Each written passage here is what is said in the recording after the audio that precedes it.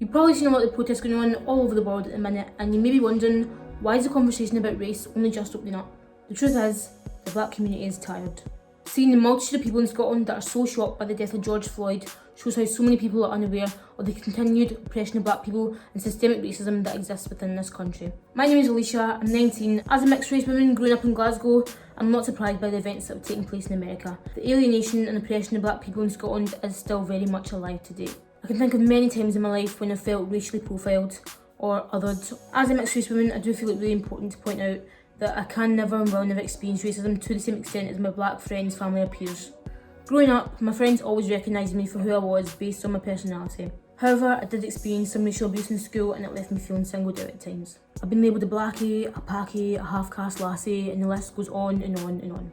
Racism wasn't something that I felt like I could speak about in my early childhood. Growing up in a predominantly white area, I didn't feel like I could challenge racist opinions or views, often being the only person of colour in situations. Conversations about race and colour and heritage made me feel incredibly uncomfortable. As I got older, I started to question why I had this inability to speak about racism, and that's when a few things came to my attention. I began my research and found out what white privilege, white supremacy and systemic racism were, and how these affect the black community in their daily lives. With my newfound knowledge, I began to be able to articulate myself a lot better in conversations about race and racism.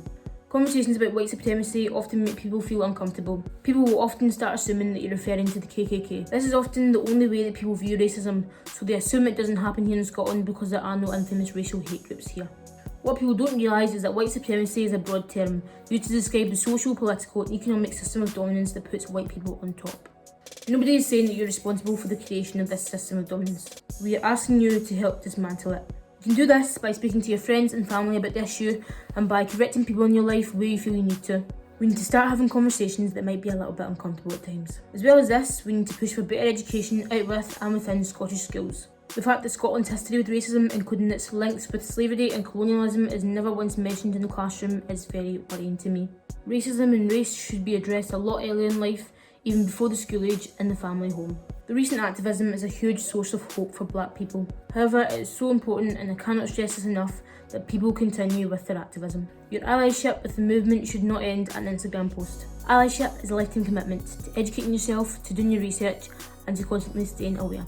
Everyone needs to be in this together. Black people are tired of fighting this fight alone. So, in the words of Rihanna, tell your friends to pull up, tell your family to pull up, tell your neighbours to pull up, tell your co-workers to pull up, tell the milkman to pull up, tell everyone you know to pull up.